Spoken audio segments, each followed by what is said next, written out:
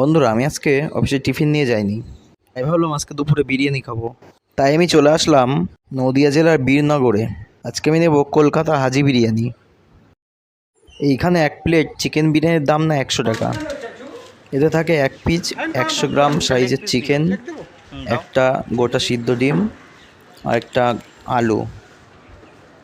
তো এই কাকা বিরিয়ানিটা কাটছে। আমি বললাম এক প্লেট না, আরও 2 প্লেট দাও, টোটাল 3 প্লেট দাও, অফিসে সবাই মিলে খাবো। তো তোমরা কে কে এই দোকান থেকে বিরিয়ানি নিয়েছো আমাকে কমেন্ট করে জানাও। তো কেমন লাগে এই দোকানের বিরিয়ানি? আমি তো ফার্স্ট টাইম নিলাম, তো অফিসে গিয়ে বসে খাবো, দেখবো কেমন লাগে। তো 3টে বিরিয়ানি পার্সেল করে নিলাম। এদিকে আবার স্যালাড দিয়ে দিল। তো এবার অফিসে চলে যাচ্ছি। তো এবার আমি চলে আসলাম অফিসে। এই দেখো, এরকম ছিল বিরিয়ানিটা।